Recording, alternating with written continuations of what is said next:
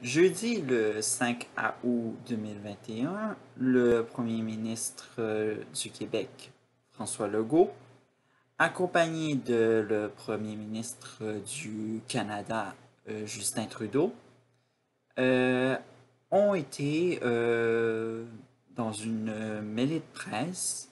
Bon, bien sûr, il a été question d'investissement en place en milieu de garderie.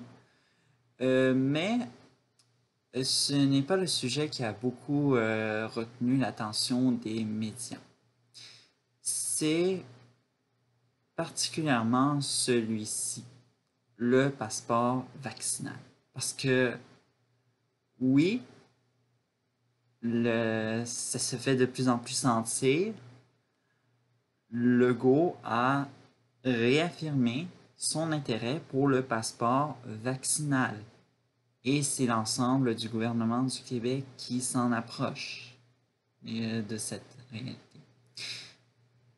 En autre part, j'aimerais dire un salut à nos,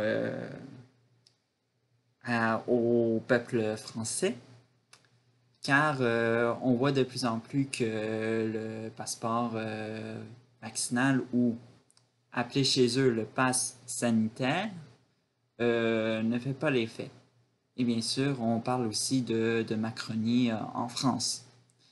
Mais bon, j'aimerais juste leur dire en petit message qu'il n'y a pas juste de la Macronie uniquement en France. Il y en a au Québec. Et vous allez voir ça au cours de cette vidéo-là parce que, vous savez, l'implication, l'application uniquement du passeport sanitaire seulement dans la province du Québec parce qu'il y a juste elle. On a le Nouveau-Brunswick qui ne veut pas en avoir, ni le ni l'Ontario, évidemment. Alors donc, le Québec se retrouve un peu avec des voisins qui sont opposés. Et bien sûr, bon, bien sûr, je veux dire voisins. Bon, ce n'est pas totalement les voisins de la province qui ont voulu, disons-le, se sont opposés. On ne sait pas qu'est-ce que Terre-Neuve et Labrador en pensent du passeport vaccinal. Mais bon, allons-y.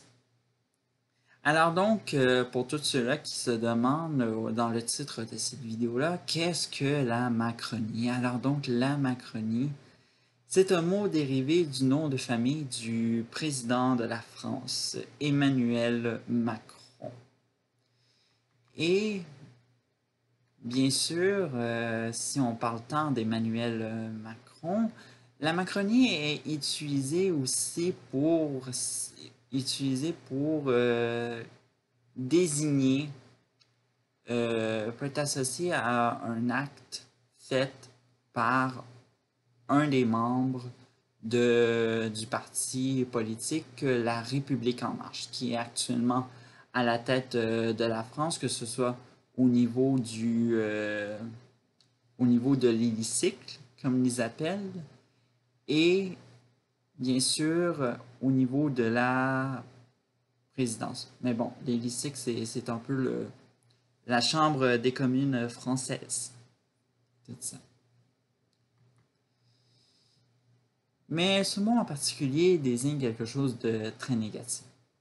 Ce mot désigne les folies, les dérives, euh, les bêtises que la République en marche fait et que ça n'a aucun sens pour les commentateurs, et etc. dans le monde des médias. Et bien sûr, je pense que la République en marche, les membres de la République en marche le sont, ou presque, parce que réellement, on voit ça, je vois ça de mon œil au Canada, et je dois prouver que réellement, des fois, il y a des choses réellement ridicules qui se passent dans ce gouvernement de Macron et de Castex. Si bien sûr, bon, les Québécois et Québécoises doivent maintenant connaître la Macronie grâce à cette vidéo. Il faut savoir qu'il y a de nombreuses preuves qui prouvent que la Macronie a totalement débarqué au Québec, soit le phénomène Macronie, et qui est ultra dangereux. Donc, premièrement, on peut mentionner l'adoption de la loi sur la laïcité que le Québec a adoptée sans qu'il sache que, disons-le, que c'est une loi qui est un petit peu déconnectée des valeurs du monde anglo-saxon, disons-le. Ou encore, on peut mentionner, disons-le, au niveau des affaires dans le Black Lives Matter, Joss et Chacuan, le Québec défend le racisme systémique, comme dit François Legault. Il n'y a pas de racisme systémique au Québec. Très bizarre et tout ça. Alors non, c'est un peu une similarité ce qui se produit en France, surtout au niveau des caricatures de Charlie Hebdo. Bien sûr. Alors donc, on comprend, Macron, de son côté, ne voit pas de problème en quoi ça offusque des caricatures dégradantes et irrespectueuses de la société et tout ça. Mais bon, c'est le petit monde de Legault, c'est le petit monde de Macron. Alors donc, on peut rien y faire, tout ça. Mais bon, au niveau de la pandémie, si on revient, parce que bon, le passeport sanitaire, le passeport vaccinal, c'est en lien avec la COVID-19 et tout ça. Alors donc, les scénarios qu'on a vus au fil depuis 2020 sont quasiment similaires comparés à ce qu'on voit au Québec et à la France.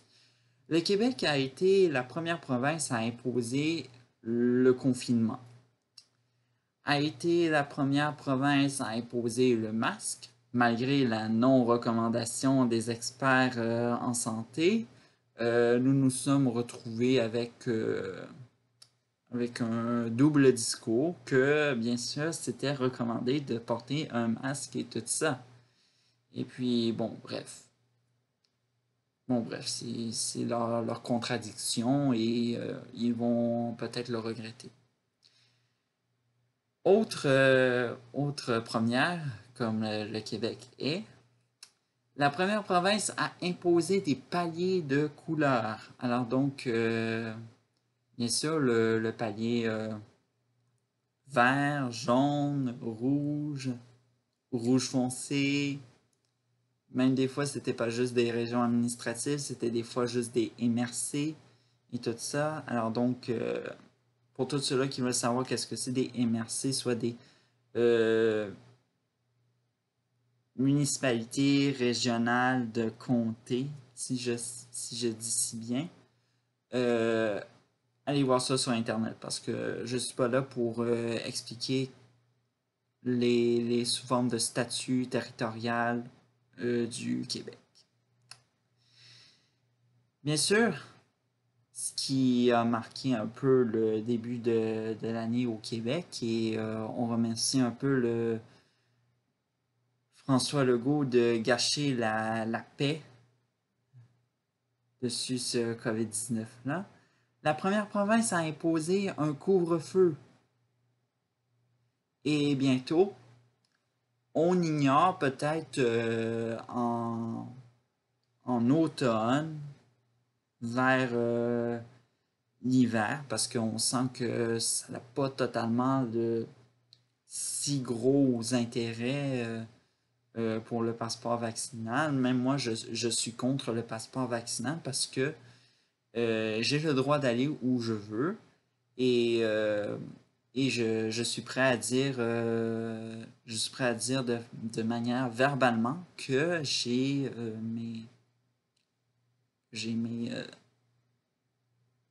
vous savez de quoi que je veux dire, tout ça.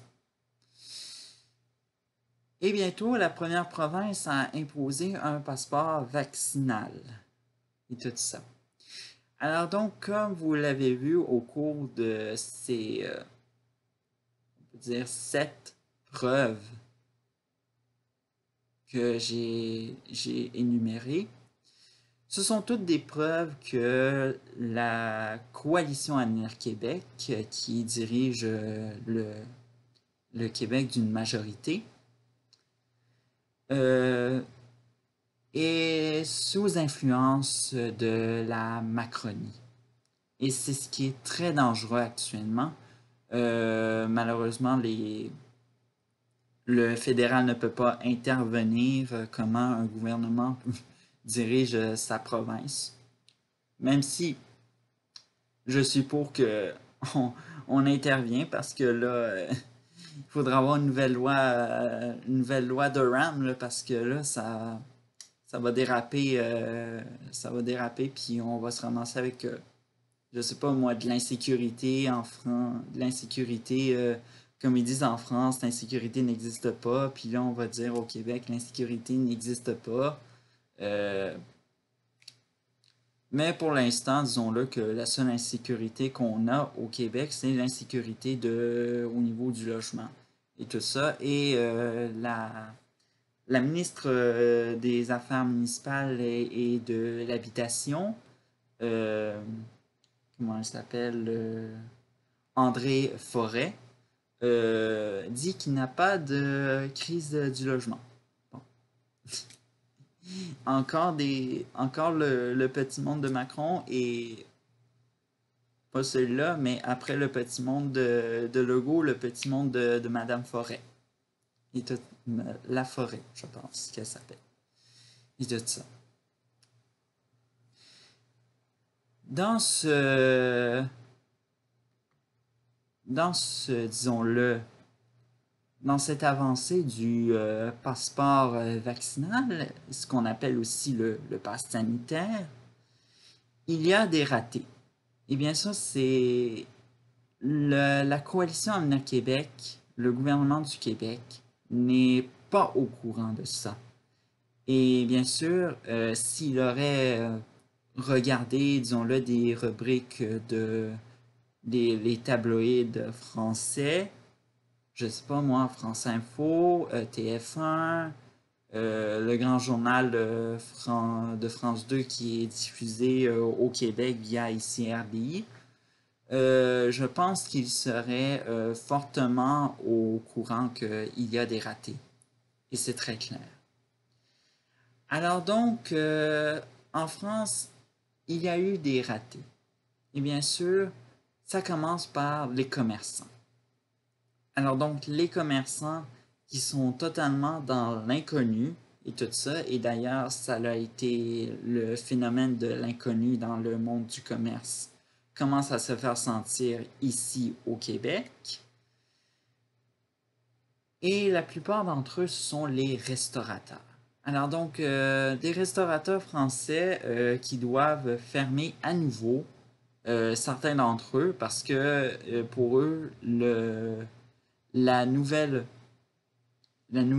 mesure du pass sanitaire, comme ils l'appellent en France, c'est une mesure, disons-le, qui est une gestion de trop. Et évidemment, pour éviter pour éviter de ne pas jouer la police, c'est très clair que les vont devoir, comme je l'ai dit, fermer. Et c'est ce qui pourrait se produire ici au Québec. Et tout ça. Et on sait qu'il y a beaucoup de commerces qui souffrent et qui vont définitivement mettre la clé sur la porte, peut-être en automne ou en hiver, ou peut-être l'an prochain parce que ce refus vont leur coûter bon nombre de revenus. Mais ces revenus-là, on ne peut rien y faire. Autre cette fois-ci, mais un autre événement qui s'est passé en France, c'est le défilé du 14 juillet. Alors donc, 14 juillet, fête de la France et tout ça. Alors donc, les autorités françaises ont demandé que les Français et Françaises se présentent avec un masque, respectent la distanciation physique et bien sûr apportent avec eux on pourrait dire au checkpoint un pass sanitaire. Et ce que les médias ont découvert, c'est l'incroyable bureaucratie qui se cache derrière ça. Alors donc, certaines personnes se sont faites refouler, eux qui étaient très, très excités parce que bon, c'était un défilé qui se faisait en présentiel pour la première fois parce que celui de 2020 a été totalement non présentiel.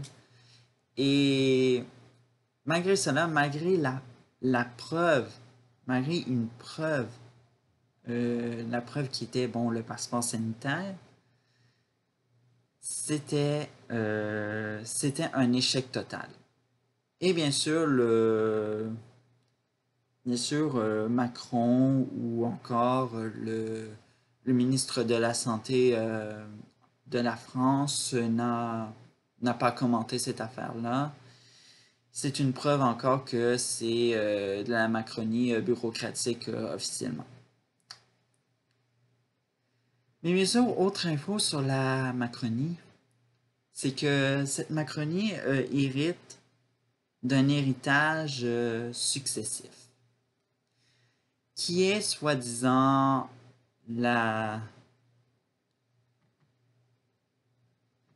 France-Afrique et ses intérêts étrangers en Haïti.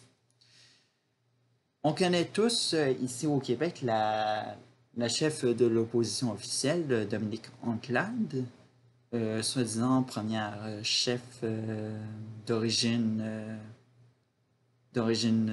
première personne noire à devenir chef d'un parti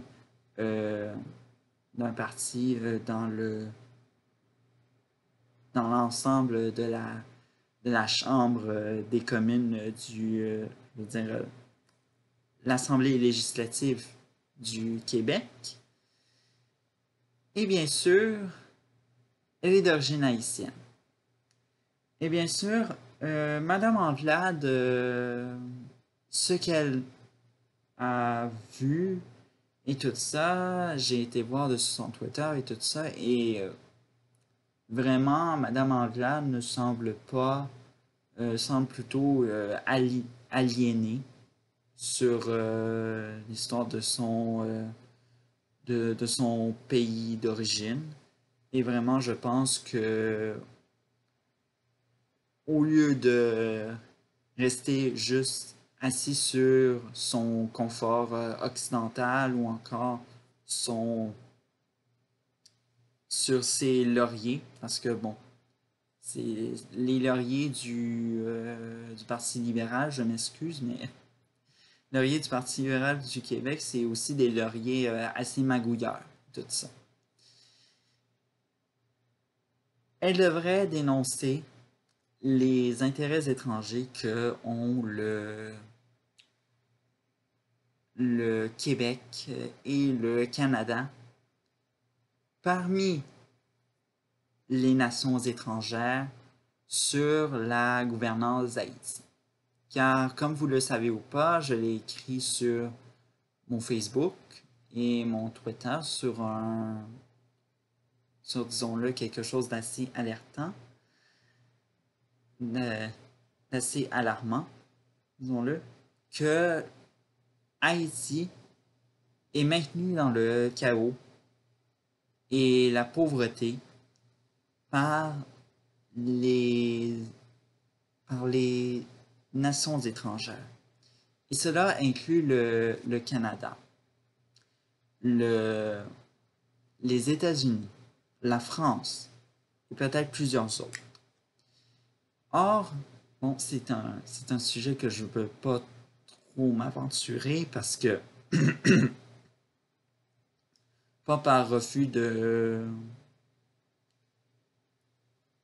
Pas par refus, mais ce n'est pas le sujet de là et tout ça. Mais en tout cas, je vous invite à dénoncer cette, cette présence du Canada en Haïti. Et pour ma petite conclusion de ce billet, disons-le que, s'il vous plaît, Québécois et Québécoises, parce que bon, et également l'ensemble du Canada, les Canadiens et Canadiennes, soyons anti-Macronie et tout ça.